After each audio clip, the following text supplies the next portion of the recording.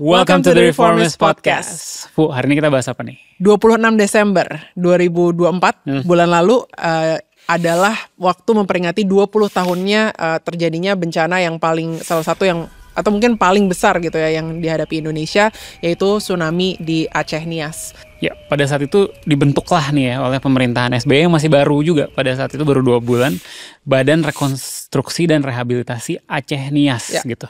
Yang kemudian mengepalai ya proses rekonstruksi ini di sana gitu.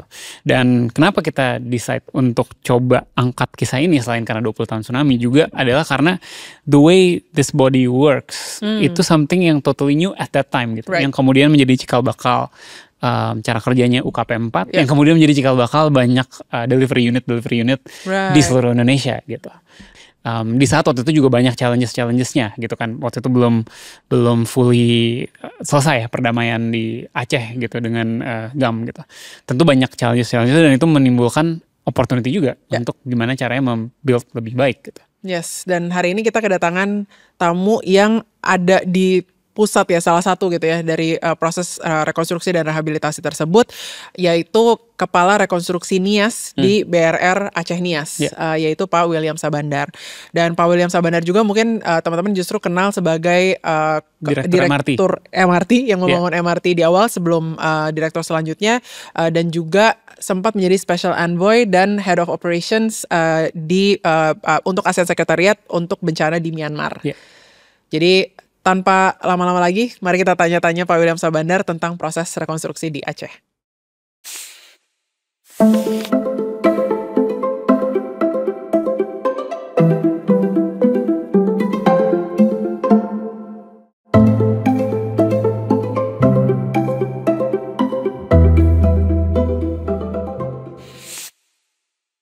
Selamat datang Pak William Sabandar di podcast The Reformist. Terima kasih Afu Andre sudah diundang ke podcast ini. Sehat-sehat Pak William. Sehat.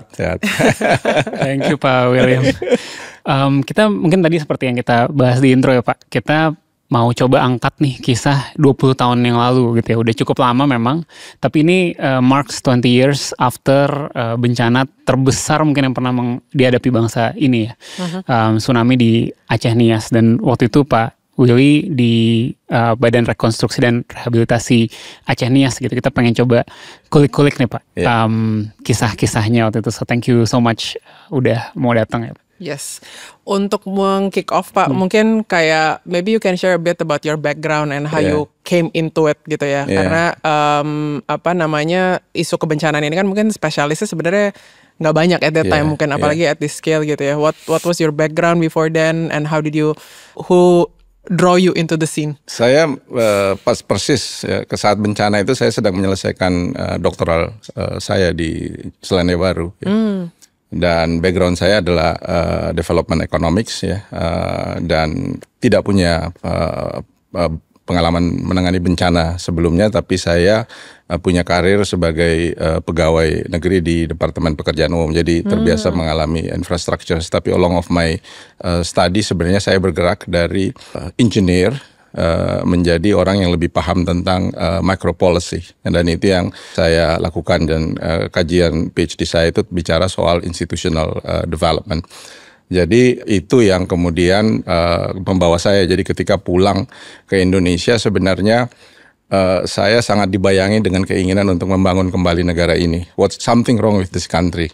Dan tsunami adalah momentum sebenarnya untuk yang mempertemukan saya dengan idealisme baru saya. 7 tahun berada di luar negeri, sekolah, dengan kesempatan opportunity untuk membangun negara ini, memberikan kembali kepercayaan dunia internasional yang sempat hilang karena proses reformasi di 1998, dan kita baru mulai membangun kembali, ada legitimate government, tiba-tiba tsunami itu ada.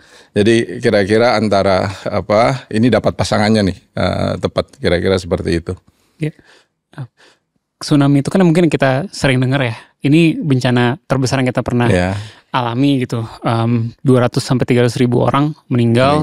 Jutaan rumah luluh lantak gitu kan. Tapi mungkin Pak Willy yang di lapangan saat itu gitu ya, mungkin bisa ceritakan dengan lebih luas lagi gitu. Sebenarnya dampak nyatanya tuh apa aja sebelum kita masuk ke BRR-nya ya. Kita mungkin bisa coba memahami dulu gitu. To what extent was this disaster? Memang yang paling nampak nyata itu adalah korban jiwa yang 200-300 ribu yang disebut dan rumah ya. Kalau kita bicara rumah itu sampai 200 ribu rumah ya. Infrastructures yang kelihatan. Kalau saya mau memberikan gambaran mungkin publik, tapi seluruh pantai Aceh dan Nias itu luluh lantak. Kira-kira gambaran fisiknya itu Jakarta Surabaya, pantai utara Jawa 800 km dan 5 km masuk ke dalam itu habis tersapu oleh tsunami dan infrastrukturnya seperti itu. Tetapi yang lebih parah sebenarnya adalah kerusaknya lembaga ekonomi, pemerintahan dan sosial masyarakat ya. Collapse the economy, collapse. Rasa waktu itu Aceh ya sedang dilanda oleh konflik sosial yang berkepanjangan. Kita tahu 30 tahun sejak 76 itu ada gerakan Aceh Merdeka dan tiba-tiba ada bencana yang datang. Jadi kembali social trust itu hilang. Bencana itu datang, pemerintahnya kolaps karena banyak pejabat-pejabat pemerintah yang hilang tersapu oleh tsunami dan itu membuat pertanyaan besar antara masyarakat dengan pemerintah. Ini seperti apa? Jadi konstruksi sosial dan ekonomi itu benar-benar hancur akibat dari tsunami Aceh dan Nias itu. Terus juga itu menjadi something yang menarik sih kalau misalnya di saat hari ini kita taping podcast ini di Amerika ini juga lagi ada bencana kan wildfires di California gitu di Los Angeles itu aja ada riots tuh udah mulai looting gitu kan orang mulai menjarah segala macam. Kebayang di Aceh kayak apa gitu waktu itu situasinya benar-benar dire banget gitu kan. Mungkin nextnya pengen tahu sih what was the initial response gitu waktu itu. Saya kira kembali bicara soal statement ya karena kita tahu pemerintahan Pak SBY dan Pak JK waktu itu baru dua bulan terbentuk ya. Ketika bencana terjadi itu 26 Desember pagi hari Presiden kita Pak SBY itu sedang ada di Jayapura. Menghadiri perayaan Natal nasional dan komunikasi semua tertutup, tidak ada berita dan jumlah korban yang dari waktu ke waktu itu bertambah. Tadinya dipikir skalanya mungkin cuma 500, bertambah jadi 1000, bertambah jadi 5000 sehingga ketika itu kalau ingat cerita Pak SBY dari Jayapura dia harus terbang ke ini dan segera memutuskan bahwa ini adalah bencana nasional. Jadi tindakan cepat, segera, decisive yang dilakukan oleh pemerintah untuk memutuskan bahwa ini adalah bencana nasional. Dan langsung terbang dari Banda Aceh, dari Jayapura menuju ke Banda Aceh, itu perjalanan yang karena pesawat itu harus 3 kali refueling di Makassar, di Batam dan masuk ke Lok Sumawe. Akhirnya beliau waktu itu menugaskan Pak JK yang ada di Jakarta, wakil presiden untuk terbang dulu. Jadi hari kedua Pak JK itu sudah tiba, hari pertama, hari kedua setelah itu Pak SBY tiba di Lok Sumawe. Jadi respon cepat pemerintah itu matters pada saat itu. Yang kedua saya kira the way pemerintah pada saat itu mengorganize tanggap darurat karena ketika itu kita nggak tahu dan seluruh jalur komunikasi itu harus tertutup. Indonesia ketika itu jelas tidak siap. TNI memang ada, tetapi memang ini butuh bantuan internasional. Jadi membuka wilayah udara ketika itu menjadi sangat penting karena pada saat emergency itu memang yang harus dilakukan adalah menyelamatkan nyawa-nyawa yang masih bisa diselamatkan gitu. Jadi ketika itu keputusan untuk membuka wilayah udara sehingga helikopter dan bantuan-bantuan dari luar negeri, bantuan-bantuan penyelamatan dari Palang Merah Internasional, dari PBB itu bisa masuk, itu adalah keputusan yang tepat. Yang ketiga adalah saya kira confidence itu muncul ketika pemerintah memutuskan bahwa tanggap darurat ini harus dilaksanakan tadinya 3 bulan, kemudian diperpanjang 6 bulan. Kemudian waktu itu ada percakapan dengan Sekretaris Sekretaris Jenderal PBB ketika itu, sehingga dilaksanakanlah apa yang namanya Tsunami Summit pada tanggal 6 Januari. Dan pada saat Tsunami Summit itulah kita mulai melihat bahwa support dari negara-negara atau internasional kepada upaya pemulihan bencana di Aceh itu dan Nias ini sangat besar. Dan ini memang yang membutuhkan kerja serius ya dari pemerintah, karena Indonesia is not at good position at that time. Kita baru selesai reformasi, itu pemilihan presiden yang dilakukan secara langsung yang pertama. Ranking corruption kita ya itu rendah banget.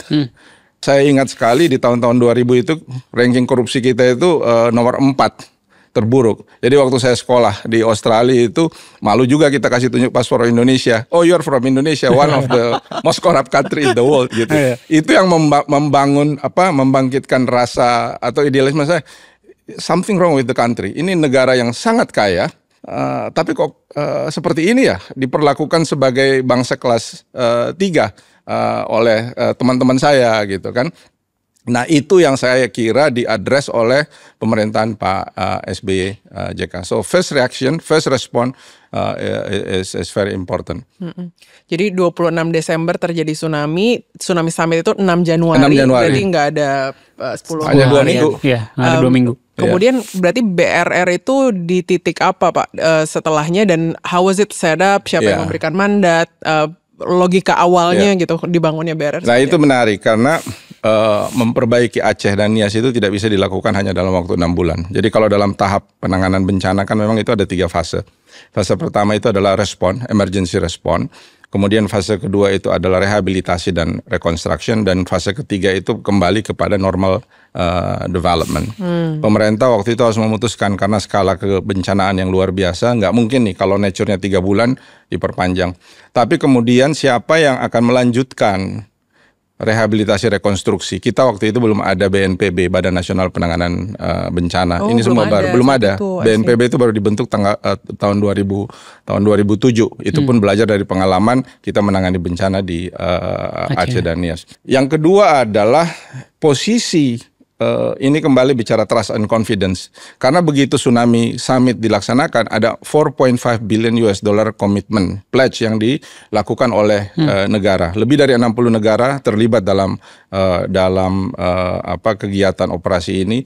PBB terlibat. Siapa yang akan mengelola 4 billion US dollar seperti ini di kawasan yang dilanda bencana? Sehingga memang yang kita putuskan ketika itu adalah pemerintah memutuskan untuk perlunya ada badan ad hoc yang dilakukan. Nah ini menarik, pembentukan badan ad hoc itu ada dialektika seperti apa, badannya apakah di Jakarta atau di Banda Aceh.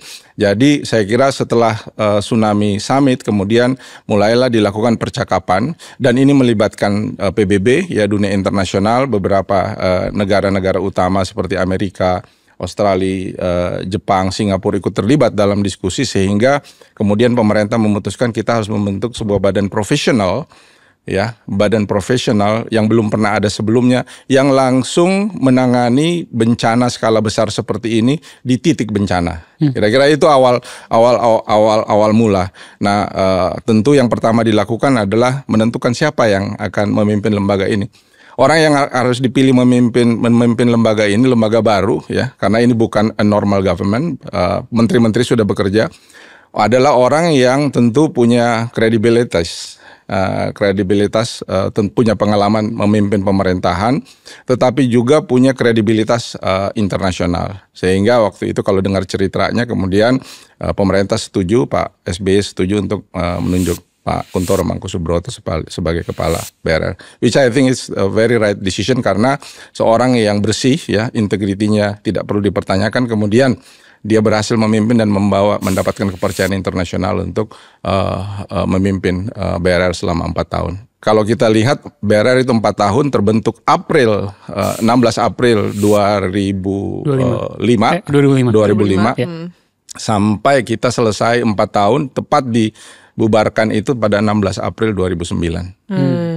Jadi ketika diputuskan $4,5 billion ini siapa yang bahwa perlu ad hoc institution di set up, dipilih pemimpinnya, tapi kemudian struktur di bawahnya tuh diputuskannya seperti apa Pak? Dan merekrut, dan Pak Kuntoro kan pasti merekrut timnya. How did that? Itu menarik karena kan akan ada dialektika antara Aceh dan Jakarta. Jadi Pak Kuntoro menerima posisi itu ya. Ini kembali kalau kita dengar percakapan, karena saya cukup dekat dengan beliau almarhum, saya pada saat percakapan itu saya bisa simpulkan ada 3 hal yang beliau minta kepada presiden ketika itu. Yang pertama adalah dia ingin political shield karena presiden ada di Jakarta dan dia ada di Aceh. Dia mau berkantor langsung di titik bencana.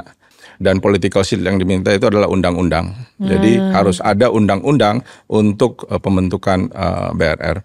Yang kedua saya kira dia minta, dan itu diceritakan oleh Pak SBY beberapa waktu yang lalu, adalah jauhkan ini dari politics. So nothing politics about recovery and reconstruction. So this is a fully reconstruction and developmental effort. Dia nggak mau ada intervensi politics ya. Percakapan soal budget, anggaran yang harus melalui DPR juga jangan sampai dananya ini kemudian tidak sampai kepada rakyat. Dan yang ketiga, dia mau memilih orangnya sendiri.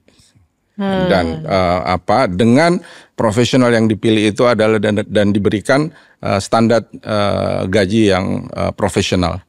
Ini untuk menghindari supaya kalau kita pegang duit di sana jangan sampai karena gaji nggak cukup kemudian berpikirnya macam-macam. Dan itu yang menarik karena saya tidak bisa menerima pendapatan lain selain pendapatan gaji yang ada di BRR. Sebagai pegawai BRR itu tidak diperkenankan. Jadi ada speaking engagement, ada mewakili kemana, tidak boleh menerima pendapatan lain selain pendapatan yang diberikan oleh pemerintah karena dianggap itu sudah cukup. Jadi itu 3 hal yang diminta dan saya kira diberikan oleh Pak Presiden ketika itu. Very nice. Penasaran sedikit yang undang-undang tadi sih terutama gitu. Maksudnya ini kan lagi mode krisis terus minta tadi political shield at the highest level yang bentuknya undang-undang. Maksudnya terbayang saat itu kan sebenarnya partainya cukup beragam How did they get it done? Presiden kemudian mengeluarkan Perpu. Peraturan pemerintah pengganti undang-undang atas dasar skala kebencanaan. Pemerintah mengeluarkan Perpu dan kemudian Perpu itu yang kemudian dijadikan undang-undang. I see. Pak, mungkin mau tanya lebih dalam soal tugas dan fungsinya BRR itu sendiri. Tadi udah disebut BRR ini adalah dia bukan initial response, tapi dia setelah initial response sudah dia akan reconstruction. Boleh dijelaskan nggak? Apa aja sih exactly yang dilakukan oleh si BRR ini over the course of the past 4 years ya? Fungsi tugas BRR itu ada 2 sebenarnya. Yang pertama mengkoordinasikan ya. Jadi ada 60 negara ya. Negara itu berarti pemerintah yang memberikan bantuan dan ada lebih dari 800 NGO yang masuk ya membantu IFRC, Palang Merah Internasional, PBB dan banyak sekali Oxfam, World Vision, ya, Save the Children, name it, macam-macam ya yang masuk. Jadi mengkoordinasikan bantuan yang masuk dalam pengertian kita tidak mengerjakan, mereka datang dikoordinasikan, yuk bangun di mana, bentuknya seperti apa, bikin standarisasi rumah seperti apa. Nah yang kedua adalah kita melaksanakan dana yang dialokasikan oleh pemerintah. Tadi saya bicara 4,5 billion US dollar. Pada akhir dari proses bencana itu kita dapat 7 billion US dollar. Ini pengalaman sangat penting karena kemudian bencana Aceh Nias itu jadi contoh model bagi PBB dalam menangani bencana. Dalam pengalaman-pengalaman seperti yang terjadi di Iran, di India sebelumnya biasanya pledge-nya 100%, yang di-deliver 30%. Tetapi dalam case-nya Aceh dan Nias, 4,5 billion yang di-pledge, kita dapat 7 billion. Dari 7 billion itu saya mau gambarkan, sepertiganya itu datang dari dana APBN. Itu yang dilaksanakan oleh BRR, dan itu dilaksanakan benar-benar harus sesuai ya, karena kita kan melalui proses audit. 2/3 itu datang dari tadi negara-negara dan NGO yang membantu. 7 billion US dollar ya kira-kira kalau sekarang ya di sekitar 110 triliun ya rupiah. Kalau saya boleh dig deeper ke situ Pak. Misalnya tadi dapat berhasil mengumpulkan gitu ya 7.5 billion US dollars. itu kemudian kayak menganggarkannya, Iya. menentukannya, oh prioritasnya nih apa sih, kita perlu bikin jalan kah, kita perlu Betul. bikin sekolah kah, kita perlu bikin apa, dari situ itu adalah tupoksinya BRR juga atau kayak gimana tuh akhirnya? Betul, tupoksinya BRR. Tapi ini easy to say dan done ya. Karena ketika kita datang pertama kali, saya ingat betul kita datang ke Aceh, semua rata gitu ya. Kita dapat bantuan, tapi bagaimana mengalokasikan pendanaan ketika kira-kira donor mau datang, kita bertanggung jawab untuk mengalokasikan itu dalam bentuk rumah, tapi we don't know, kita nggak punya informasi. Saya ingat ketika itu Pak Kuntoro ngambil batu, terus dia lempar, terus dia let's start from that.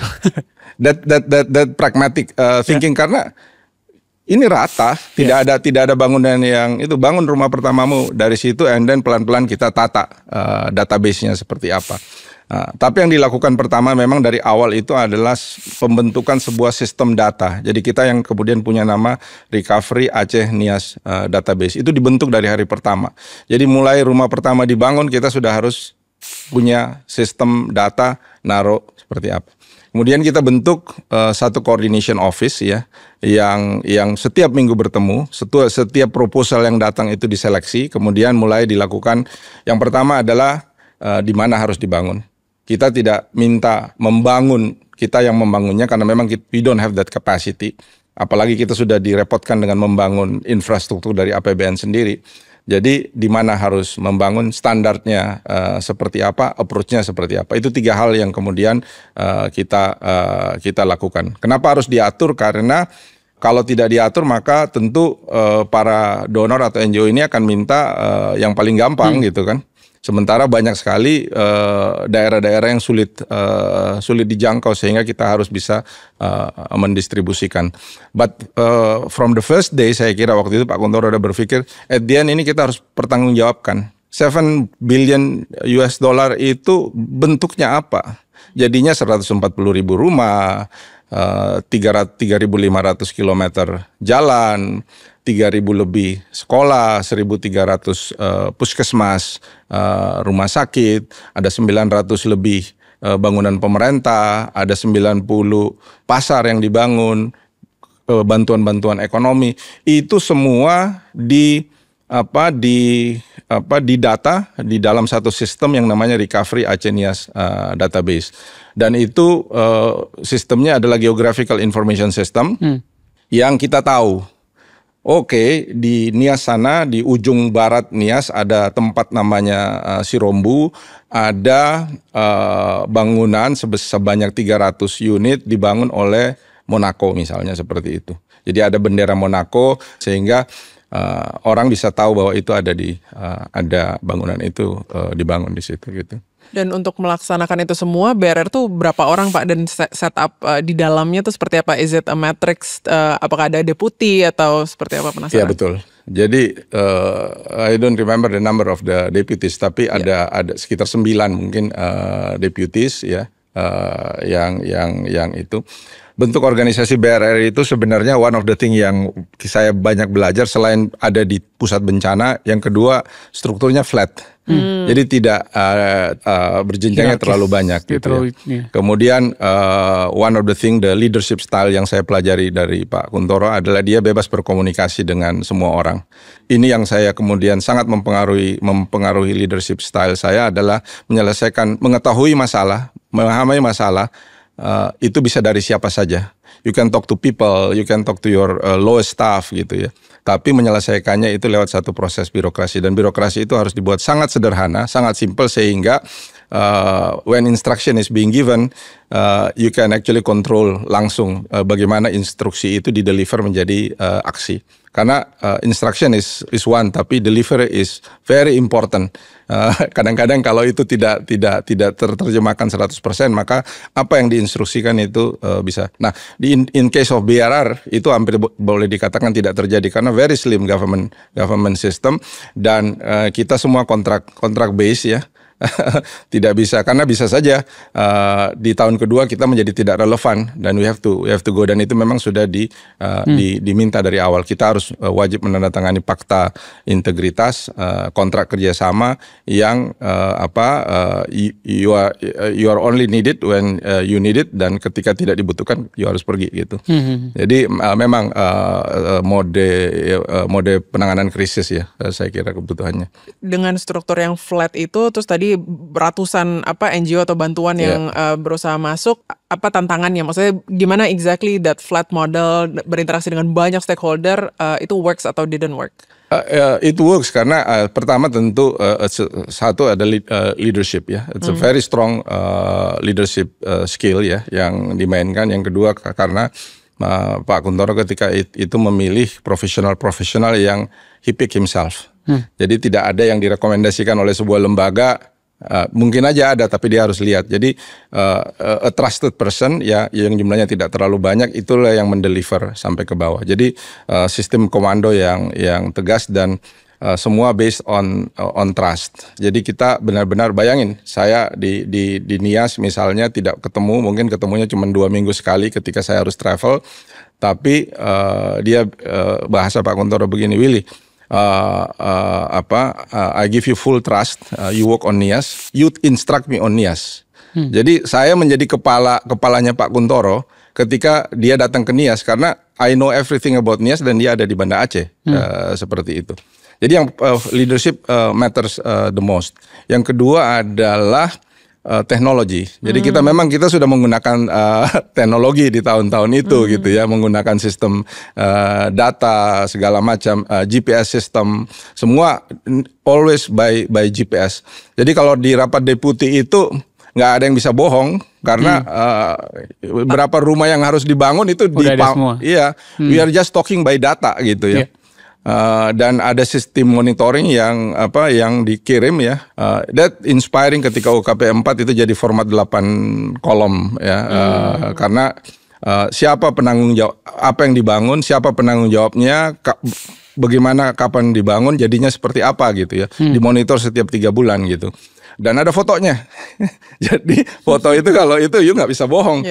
Kita bisa ngelaporin, deputi bisa melaporkan kami udah bangun semikian banyak, tapi tim monitoring yang bergerak tidak ketahuan itu bisa menyampaikan informasi yang sebenarnya, dan itu bisa kejadian di rapat deputi kita saling bantah-bantahan antara si deputinya dengan orang yang melakukan monitoring, dan it's a good show lah di setiap rapat deputi. It's a very healthy deputy meeting yang monitoring tim ini embedded in the structure juga ya. Jadi satu. Ya, tapi ini jadi alatnya Pak Kuntoro sendiri gitu. Jadi dia yang diberikan kewenangan.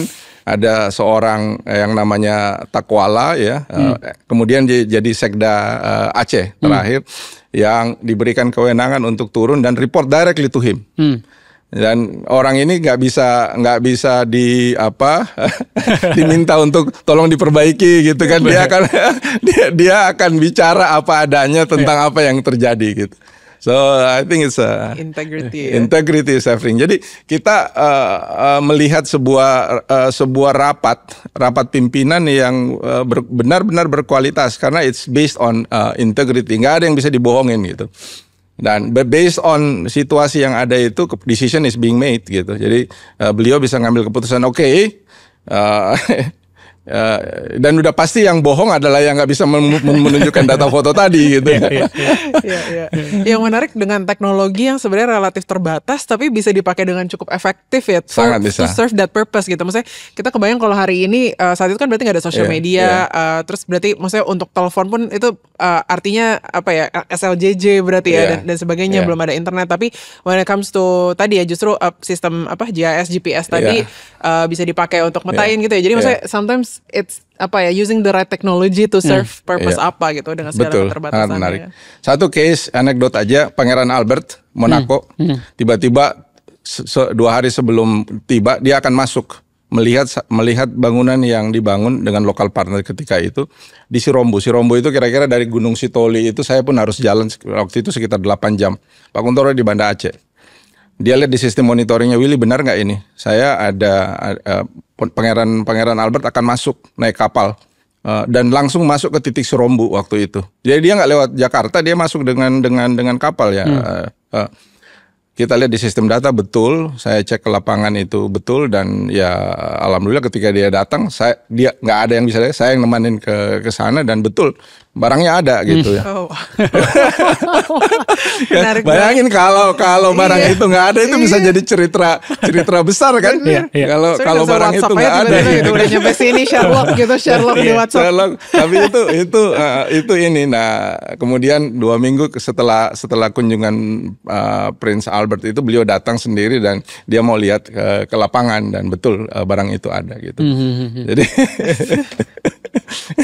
Pak, mau nanya soal birokrasi di BRR seperti apa gitu kan, yang kita dengar kan berbeda lah ya dengan birokrasi pemerintahan pada umumnya gitu, lebih gesit. Tadi mungkin udah sempat diceritakan juga gitu. Gimana memastikan kalau, kan gini, birokrasi di pemerintahan yang mungkin orang pada bilang berlibat atau panjang segala macam, itu kan tujuannya sebenarnya adalah memastikan semua sesuai prosedur, semua tepat gitu ya, nggak ada yang menyalahgunakan wewenang dan sebagainya. Gimana ini bisa dijaga di BRR juga, walaupun dengan mungkin cara birokrasi yang lebih gesit dan lebih fleksibel gitu? Ya, basisnya memang trust and confidence ya. Jadi Pak Kun itu memang selalu bicara soal integrity ya. What you think, apa yang ada di hatimu, dengan pikiranmu, dengan perbuatanmu itu sama. Jadi menurut saya itu pengikat paling elementer ya. Benar-benar nih, semua itu harus datang dari hati gitu ya. Itu yang pengikat utama. Dan itu yang membangun saya kira solidaritas di antara tim. Tidak melihat ada struktur, tapi struktur ini kan instrumen untuk mengerjakan. Dan tantangan yang dibawa itu luar biasa besarnya untuk ada office politics, untuk ada birokrasi approach, karena yang kita lihat adalah solve all the programs di bawah. Ketika tahun pertama saya ingat operasi 1 tahun itu 26 Desember, kita kan baru bangun, jumlah rumah yang baru kita bangun itu sangat sedikit. Sehingga waktu itu diputuskan untuk merubah pola operasi. Semua deputi harus turun ke bawah. Tidak ada lagi kegiatan-kegiatan yang tidak efisien, main ke Jakarta segala macam, bawa semua. Bring all the office. Sampai waktu itu seluruh kantor-kantor beliau ke Jakarta minta untuk Menteri Luar Negeri taruh Menteri Hukum, taruh imigrasi, taruh semua proses-proses, sehingga semua itu harus dilakukan di Banda Aceh. Jadi memotong jalur-jalur birokrasi itu memang ada 2 hal. Yang pertama by system ya, tadi mendekatkan dia ke titik bencana. Yang kedua tadi mentality kerja, spirit kerja dari orang-orang yang ada di BRR. Dan alat ukurnya memang menurut saya monitoring system itu is everything, karena you cannot lie. Jadi just itu yang ditunjukin gitu. Penasaran dengan GAM. Jadi yang menarik, saya juga sempat kayak itu, saat itu kan berarti masih ada di sana gitu. Nah gimana BRR menavigasi konflik ini, dan apa yang berubah, atau how does it contribute to the conflict resolution process mungkin ya? Jadi kita masuk itu di April ya, 16 April mulai masuk, turun itu katakanlah konsolidasi Mei, Helsinki itu kejadian di bulan Agustus, 3 months after perjanjian perdamaian Helsinki. Ya memang proses perdamaian Helsinki ini sudah digarap ya, beberapa tahun sebelum tsunami, tetapi saya boleh katakan bahwa proses tsunami yang terjadi dan rekonstruksi itu triggering atau mempercepat proses Helsinki. Jadi ini comes together. Nah, sebelum lebih lanjut, untuk yang nggak familiar Pak, perjanjian Helsinki ini apa? Mungkin perjanjian damai. Jadi betul. Yang belum lahir pada saat itu. Aceh itu civil war ya, konflik gerakan Aceh Merdeka dari tahun 1976. Ketika tsunami terjadi itu sudah 28 tahun, dan tidak ada tanda-tanda akan itu jadi daerah operasi militer ketika itu. Jadi ketika tsunami terjadi, some of the story yang cerita seolah-olah ini ada serangan apa yang datang gitu ya, karena memang konflik konflik antara pemerintah dan ketika itu pemerintah menempatkan TNI dalam skala yang besar untuk mengatasi gerakan Aceh Merdeka. Nah, gerakan Aceh Merdeka ini punya pusat di luar negeri tadi, sehingga di Helsinki inilah kemudian dilakukan upaya negosiasi Pak SBY dan Pak JK ketika itu, sehingga terjadilah kesepakatan damai. Nah, ketika kesepakatan damai terjadi di bulan Agustus, BRR kemudian punya mandat tambahan karena yang harus kita lakukan itu adalah bukan hanya rehabilitasi rekonstruksi tapi mendorong percepatan rekonsiliasi sehingga kemudian semua pasukan-pasukan, karena harus ada perucutan senjata, penyerahan senjata dari pemerintah Aceh, tetapi kemudian pertanyaannya apa yang harus dilakukan dengan teman-teman ex gerakan Aceh Merdeka. Akhirnya kita kemudian melebarkan penanganan yang tadi saya katakan sepanjang jalur pantai, kemudian sekarang karena ex GAM itu berdomisili di kawasan-kawasan hutan di tengah, kemudian penanganan bencana itu dilebarkan dengan melibatkan teman-teman ex GAM itu di dalam proses rehabilitasi dan rekonstruksi, dan itu salah satu keberhasilan karena saya kira kalau menurut pandangan saya, kalau kemudian pemerintah hanya selesai pada proses penandatanganan kesepakatan damai tapi tidak memberikan kail ya, atau tidak memberikan insentif untuk adanya pertumbuhan ekonomi di Aceh, bisa saja konflik itu terjadi kembali. Dan sampai hari ini kita bisa melihat bahwa Aceh justru menjadi sangat baik, tidak ada lagi konflik dan terbuka gitu ya. Dan saya kira itu adalah sebuah proses, bagaimana sebuah proses rekonsiliasi konflik itu bersatu dengan proses reconstruction dan recovery pada saat itu. Mungkin saya penasaran justru sebelum Agustusnya itu. Jadi kan udah mandatnya dari April ya, BRR ini belum at that time belum tahu kan bahwa dalam waktu dekat konflik ini akan selesai gitu. Sementara daerah yang terdampak belum tentu semuanya under control Republik at that time gitu kan, bisa jadi ada wilayah-wilayah yang mungkin lebih dikuasai kombatan atau apa. Itu gimana navigating that gitu? Apakah kita bisa juga merekonstruksi wilayah-wilayah yang sebenarnya jadi, mungkin ini masuk dengan hati bersih itu benar-benar inspiring us. Jadi Pak Kuntoro itu ketika masuk itu memang sudah orang Jawa, dan bagaimana persepsi Aceh terhadap orang Jawa, tentara-tentara yang masuk seperti itu, tapi dia memutuskan tidak pakai ajudan. Jadi sebiasa dia pakai kijang, tidak ada pengawal dan tidak ada tentara. Jadi kenapa dia mengatakan kalau memang saya mau masuk ya saya betul harus terbuka gitu. Saya kira itu yang membuat tingkat kepercayaan masyarakat Aceh waktu itu, apakah GAM, kan GAM itu ada di sekitar kita. Kita nggak tahu, dan the story bahwa ada tukang becak, abang becak yang kemudian tiap hari ada di rumah beliau, dan ternyata itu adalah orang GAM, itulah yang menjaga sebenarnya Pak Kuntoro tidak diganggu oleh orang GAM yang lain. Jadi narasi besarnya memang sebenarnya adalah bagaimana dia turun ke bawah dan dia merasa ya udah, I'm part of the Acehnese. Saya datang dengan niat baik, saya ingin membantu, dan dia percaya bahwa orang-orang yang dibantu juga itu akan memberikan respon positif. Jadi dia berinteraksi dengan siapapun, tidak menggunakan tentara, sipil, dan masuk ke sana, dan benar-benar melibatkan mereka itu di dalam proses rehabilitasi rekonstruksi. Setelah perjanjian itu, bahkan sebelumnya kita sudah mulai melibatkan mereka. Karena kan struktur BRR itu ada juga orang Aceh yang mulai masuk ke dalam sini. Begitu selesai perjanjian Helsinki, Pak Kun itu mengambil keputusan yang sangat penting, adalah mantan pejuang GAM yang sekian lama ditahan di Sukamiskin itu dijadikan sekretaris BRR.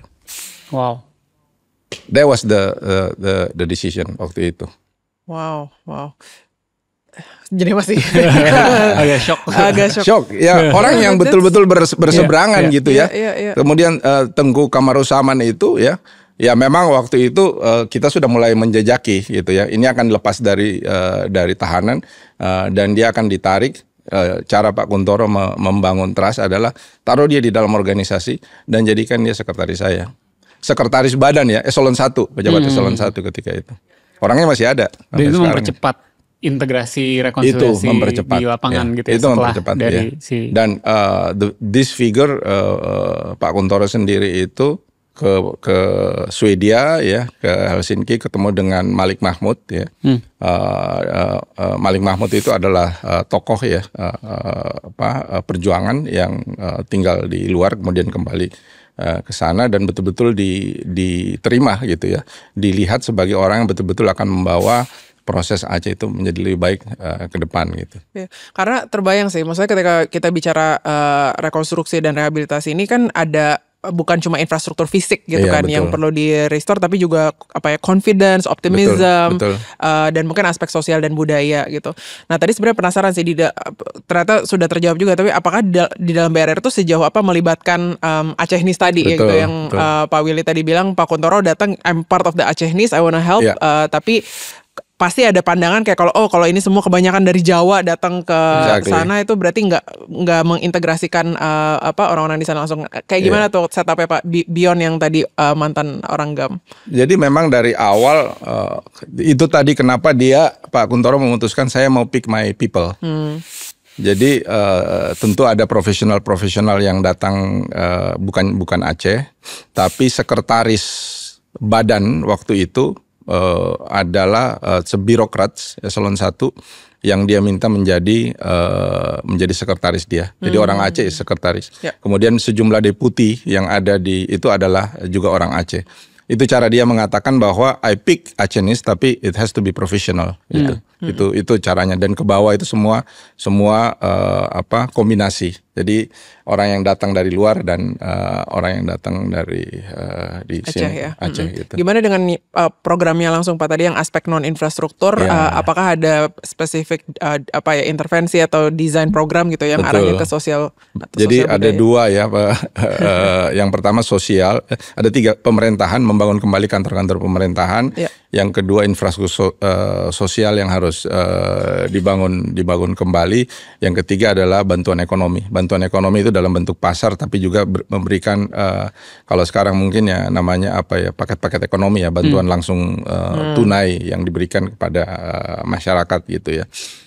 Itu tiga cara. Pelatihan ya, pemberian beasiswa itu dilakukan, dan institut, saya kira beberapa center of excellence yang dibangun ketika itu dengan bantuan donor ya, sampai hari ini juga masih ada di Aceh. Pusat studi tsunami itu one of the yang sangat terkenal di Asia, itu juga ada di Aceh. Tapi memang kalau kita lihat trajektori pengembangan, jadi setelah emergency itu datang dengan kekuatan sangat besar gitu ya. Kemudian rekonstruksi yang kita harus tata pertama adalah kembalikan orang dari barak ke rumah. Karena orang nggak sabar itu tinggal di barak, itu panas segala macam. Jadi prioritas pertama adalah bangun rumah, kemudian pelan-pelan bangun infrastruktur, kemudian bersamaan bangun peranata sosial tadi. Jadi bantuan-bantuan seperti pemberian bantuan ekonomi tadi, bangun kembali pasar, itu come after kita bisa secara confident mengatakan rumah is being built gitu. Pak, mungkin saya mau balik sedikit lagi ke pengelolaan anggarannya tadi itu ya. Maksudnya sangat besar. Sebenarnya potensi untuk ada kebocoran kan juga besar sebetulnya, sekali, sangat besar gitu. Kalau kita baru-baru ini beberapa tahun lalu kan pandemi COVID gitu, kita adalah dengar yang kurang sedap gitu, misalnya dari terkait pengadaan alkes atau bantuan sosial dan lain-lain gitu. Tapi yang di Aceh ini kan kita nggak banyak dengar, mungkin juga bisa di manage dengan baik gitu. Bagaimana supaya anggaran itu tidak bocor, tidak ada korupsi dan lain-lain. Tadi mungkin Pak Willy udah sempat nyebut dikit soal integrity dari orang-orang di sana, dipastikan tidak boleh terima anything di luar dari gaji sebagai macam dan semacamnya itu. Ada lagi nggak cara untuk memastikan itu benar-benar, dan gimana memastikan kita benar-benar tahu bahwa itu tidak ada corruption gitu? Kalau KPK kalau nggak salah baru 1-2 tahun at that time gitu ya.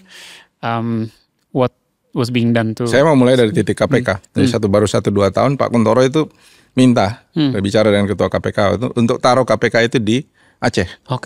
Jadi pertama kali KPK keluar dari Jakarta itu di zaman kita di BRR. taruh kantornya di BRR. Yeah. Pak Eri Riana Harja Pamekas waktu itu salah satu ketua itu bolak-balik itu ke Aceh untuk itu.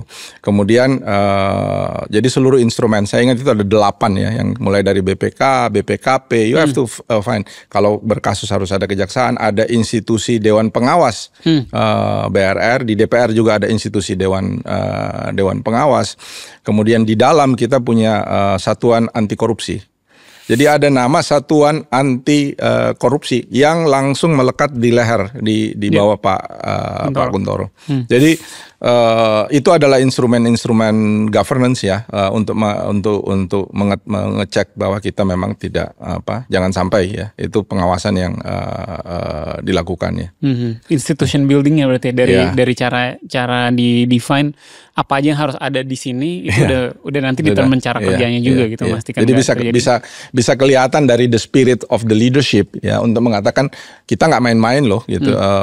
Integrity, you tantangan fakta integritas, you ngerjain ini insentif, kalian udah cukup, jangan macam-macam gitu ya.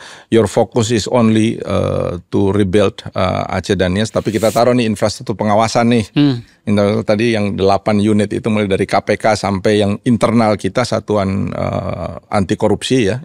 Specifically kalau sekarang kan mungkin kalau di kementerian namanya inspektorat atau Satuan Pengawas Internal, kalau di korporasi waktu itu dinamakan Satuan Anti Korupsi. Jadi tugasnya memang corruption is our biggest problem dan harus ini. Itu belum not to mention bahwa international community kan punya auditing system dan kita persilahkan mereka semua untuk mengaudit. Ini juga bukan tanpa masalah gitu kan, karena ada juga begitu dikasih ke local contractors bangunan yang terbangun kualitasnya juga tidak bagus gitu. Jadi itu pun kita persilahkan untuk melakukan audit sendiri terhadap bangunan-bangunan yang mereka bangun. Dan kesimpulannya gimana? Hampir tidak ada. Jadi bahwa ada case, ada petty ini, tapi secara institusi itu bangunan sistem anti korupsinya kuat sekali. BRR itu rehabilitasi rekonstruksi itu. Masih di public finance ini Pak, penasaran tadi kan $7 billion ini keseluruhan, terus sekitar 1/3 yang datangnya dari APBN. Nah ini untuk yang mungkin tertarik sama aspek public finance ya. Berarti yang APBN itu apa Pak, dia sifatnya transfer ke jadi melalui BRR atau dia transfer ke daerah, kemudian sementara yang sisanya tadi apakah ada badan pengelolaan? Dan kalau sekarang kan bantuan internasional itu mungkin kalau untuk isu lingkungan misalnya ada BPDLH-nya gitu. How did the money flow? Dia di luar yang korupsinya ya, artinya kayak public finance setup ini menarik ini. Jadi Pak, kalau public finance kan karena national budget itu kan harus lewat persetujuan DPR. Oh, DPR. Kemenku dialokasikan di DPR. Pak Kuntoro itu pada rapat pertama dengan DPR itu sempat dan itu ada buktinya, dianggap melakukan penghinaan terhadap parlemen. Contempt of parliament, karena memang dia tidak mengizinkan ada stafnya yang melakukan lobby-lobby atau rapat setengah kamar dengan parlemen gitu. Sampai terjadi pembahasan anggaran yang pertama ketika tim anggaran DPR ketika itu akan melakukan pembahasan, kemudian meminta rapat setengah kamar ya. Biasa kalau rapat setengah kamar mungkin akan ada lobby-lobby gitu, dan itu Pak Kuntoro sangat tegas tidak boleh, dan semua waktu itu ada Pak Sudirman Said segala macam, nggak bisa, ini nggak ada rapat setengah kamar, sampai kemudian diputuskan udah kita membangun tanpa APBN kalau caranya seperti ini gitu. Bahkan mau diputuskan kita pulang ke Aceh dan kita tidak bawa APBN, kita bangun dengan dana internasional. Tapi kemudian suasananya menjadi baik kembali dan akhirnya dibentuk, mereka paham ya, DPR paham bahwa ini memang dana yang memang harus tidak boleh ada yang terpotong di dalam perjalanannya gitu. Jadi kita dapat ya nilai yang itu, dan nilai itu yang harus dilaksanakan oleh satker BRR langsung di lapangan, diawasi. Jadi boleh dikatakan nggak ada yang bocor di situ sampai dia terlaksana di lapangan. Nah, yang kedua tadi, saya mau bicara soal institusi yang dana-dana dialirkan lewat mana. Itu pun kita nggak mau pegang. Jadi tidak ada institusi di luar itu. Waktu itu kita BRR memutuskan untuk ada mekanisme, ada donor, ada implementing agency. Jadi masuk di dalam run database. What we need itu adalah the product. Jadi kalau you committed untuk bangun 500 rumah, yang kita mau lihat adalah 500 rumah. You laporkan 500 rumah itu nilainya berapa, tapi yang harus di-deliver tanggung jawabmu adalah 500 rumah. Dan tim kita akan ngecek 500 rumah terdeliver dengan bagus. Kalau 500 rumah itu tidak terdeliver dengan bagus, maka kita akan laporkan kepada lembaga donor bahwa rumahmu tidak terdeliver dengan bagus. Jadi itu dua mekanisme yang benar-benar sangat berbeda ya. Waktu itu kita coba lakukan gitu. Tidak ada kita nggak mau ambil duit. Kalau yang dari donor ya you do it yourself gitu. Iya. Menarik banget karena saya kan backgroundnya iklim Pak Willy, dan maksudnya kita ngomongin banyak pendanaan iklim ini jumlahnya besar banget, lebih besar dari 7 billion ini, dan always the tricky part itu gimana mengalirnya, dan sometimes it becomes so politicized dan uangnya malah lama banget nyampe ke yang actually dibutuhin di lapangan gitu. Jadi ini definitely bisa jadi model atau kayak case study gitu ya, gimana sebenarnya tadi menarik banget. Jadi justru nggak usah pledge uangnya, produk akhirnya apa yang mau dilakuin, di deliver aja, itu yang dimonitor. Menarik banget. Dan setelah BRR kan saya ikut terlibat menjadi UKP 4. Waktu itu sempat dibentuk badan RED RADB. Oh iya benar juga itu Pak Willy, benar itu juga. saya di situ. Yes. Dan itu Pak Kuntoro waktu itu sebagai kepala itu kita percaya benar. Pemerintah jangan gabungkan. Dan sampai hari ini saya adalah yang percaya jangan gabungkan governance pemerintah dengan governance swasta, karena ini nggak akan pernah match. Itu kita laksanakan betul. Ada China Wall, government deliver, private sectors delivers. Once you mix it, nggak akan kejadian. Hari ini saya masih ada pada masa yang percaya itu gitu. Iya. Kayak ini perlu episode sendiri lagi deh, yang public finance, BPRED, BPDLH ini menarik sebagai its own case ya. Saya nggak percaya sama mohon maaf dengan mekanisme BPDLH gitu ya, karena private fund ya. Boleh ada kolaborasi, partnerships, tapi private fund has their own way to manage how to deliver gitu ya. Dan itu yang menurut saya pembelajaran penting yang dihasilkan oleh Aceh dan Nias. BRR itu nggak mau nyentuh tuh private fund. We are coordinating that private fund. Government punya regulasi. Kita bikin regulasi, how this deliver.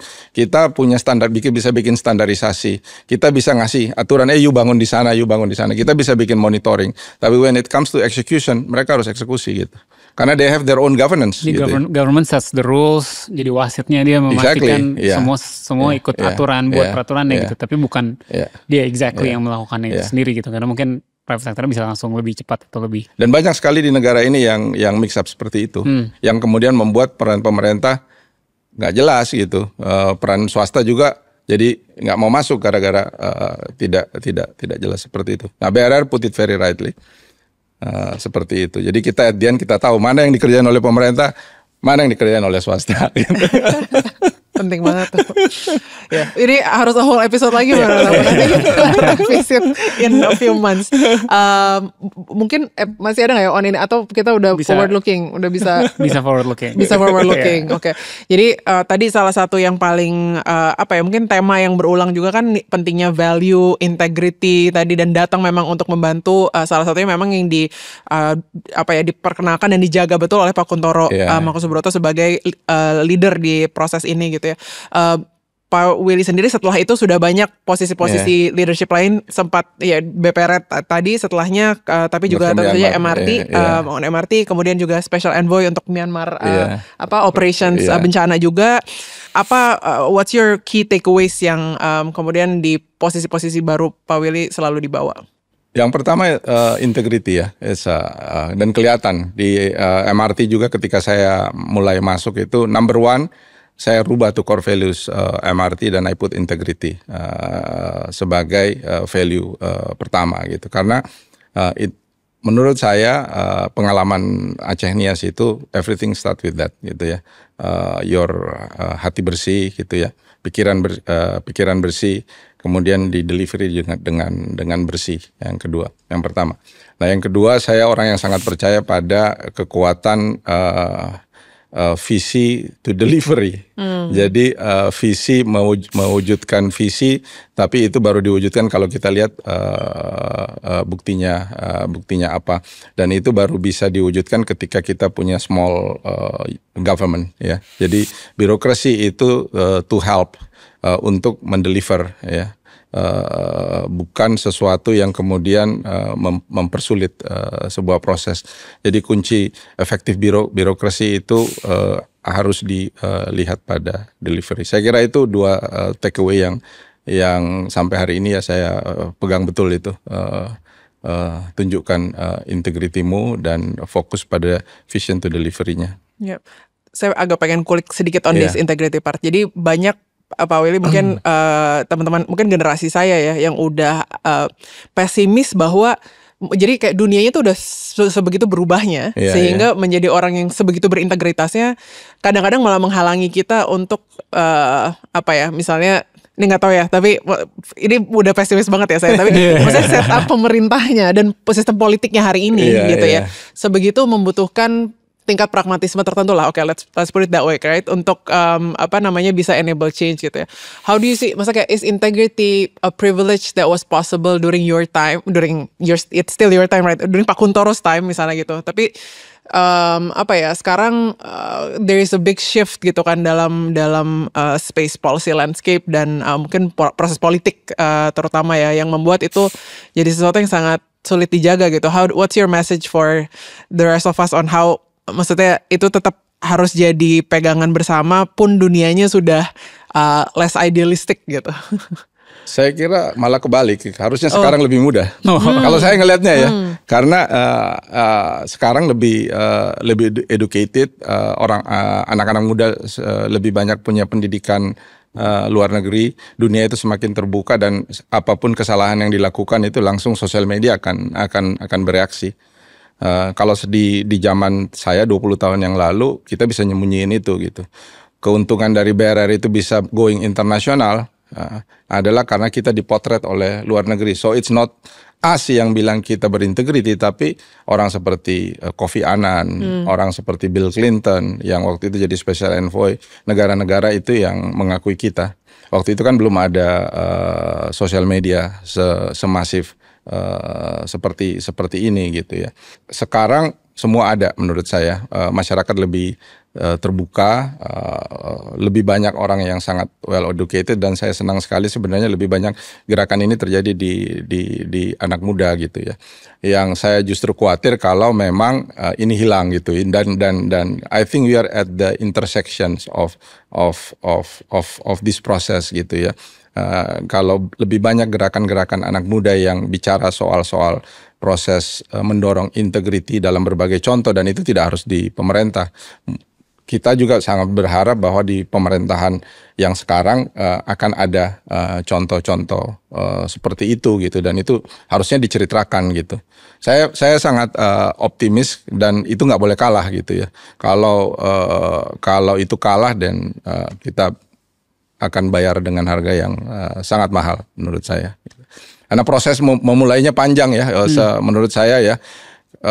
It's difficult at that time untuk membuktikan bahwa kita nggak korup hidup di dalam pemerintah yang baru selesai. Hari ini kalau kita lebih gencar mengatakan this is not right, ini benar, harusnya pemerintah akan mendengar dan akan ada tekanan-tekanan internasional gitu ya. Kita lihat aja misalnya pemerintahan kemarin gitu yang ada ribut gitu ya. Karena dunia melihat sekarang kita it's like dilihat ya dalam rumah kaca yang tidak ada lagi yang bisa ditutupin gitu. Jadi menurut saya sekarang harusnya bisa lebih optimis ya kalau ngelihatnya gitu. Pak Willy, thank you banget for your time nih Pak. Dan udah benar-benar flashback lagi 20 tahun yang lalu ya. Waktu itu saya masih kecil sih. Gak terlalu tahu banyak tentang apa yang terjadi di lapangan. Dan especially reconstruction yang kita tahu sekarang memang Aceh jalannya paling bagus gitu kan ya. Dan itu semua hasil dari tapi saya sangat senang, gitu. mudah-mudahan ini spiritnya karena hampir dilupakan ya. Jadi kemarin ketika kita bicara ini ada pengalaman sebenarnya Indonesia itu penting sekali. Kita bangkit dari keterpurukan dan kita menunjukkan bahwa kita bangsa yang bisa menunjukkan integrity, kita bisa dapat trust and confidence dan kita tunjukkan itu. Ya mudah-mudahan harusnya jadi pembelajaran ke depan ya. Saya berharap seperti itu. Thank you Pak Willy. Makasih banyak Pak Willy sekali lagi. Semoga nanti kita undang selanjutnya untuk bahas MRT atau terima kasih banyak Thank you so Mbak much. Abu, Mas Rey. Terima kasih sudah diundang ya. Thank you Pak Willy. Very useful. Thank you.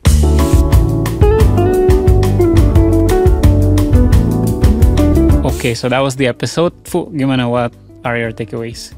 Pentingnya political shield dari pemimpin tertinggi gitu ya. Jadi untuk kerja during crisis especially, di mana kita emang udah langsung ke getting our hands dirty dan mengimplementasi gitu ya, bahwa Pak Kuntoro udah prediksi gitu bahwa nomor satunya dia butuh peraturan selevel undang-undang gitu kan, untuk memastikan bahwa BRR ini ya akan exist dan gak diapa-apakan gitu. Sekaligus SBY juga melindungi bahwa ini memang untuk di sana kerja gitu dalam 4 tahun ke depan gitu.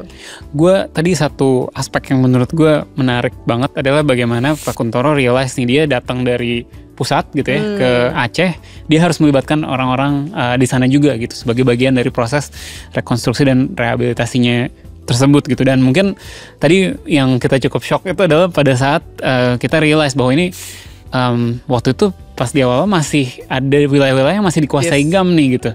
Dan Pak Kuntoro di BRR melibatkan mereka justru gitu. Ketika udah damai, ya mereka malah dijadikan bagian dari BRR itu supaya masyarakat juga bisa lebih menerima gitu. Ini bukan adalah savior dari Jawa gitu. Ini adalah upaya bersama untuk merekonstruksi Aceh gitu. Ya, terus lagi ketika merekrut timnya gitu ya di BRR, satu kriteria yang utama banget yang selalu diulang sama Pak Willy tadi adalah si integritas ini gitu kan. Jadi yang benar-benar beliau menghandpick timnya dengan filter awal integritas gitu, karena tahu banget betapa besarnya secara pendanaan yang akan masuk, segala macam proyek. Jadi butuh orang-orang yang memang tujuannya datang ke sana emang untuk bekerja gitu dan punya integritas yang sangat kuat gitu sih.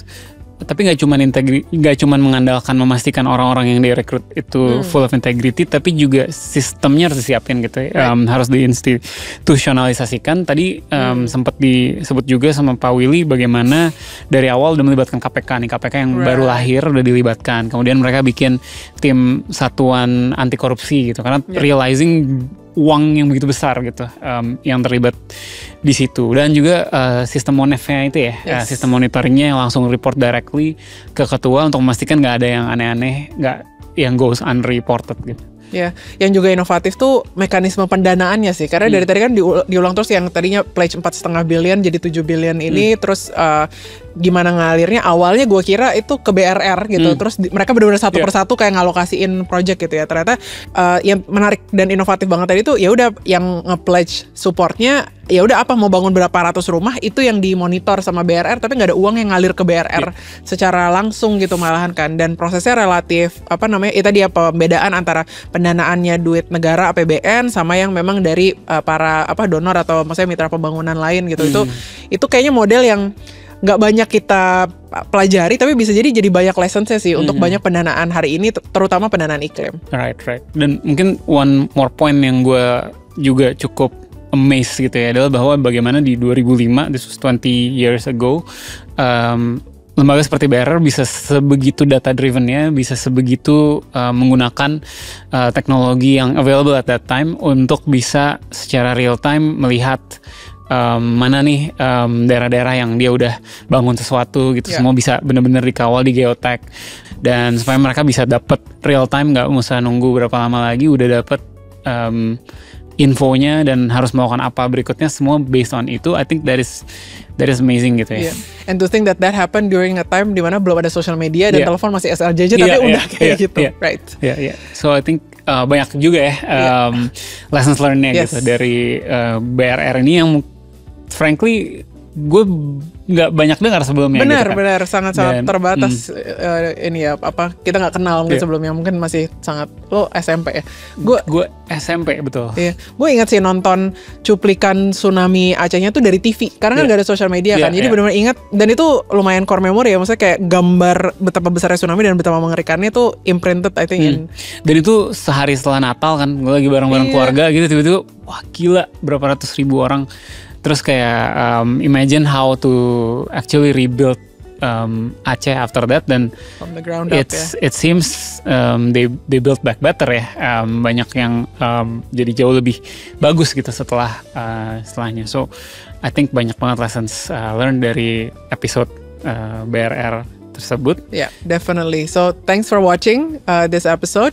Teman-teman jangan lupa subscribe, follow akun-akun yang perlu di follow, dan sampai jumpa di next reform. Yes.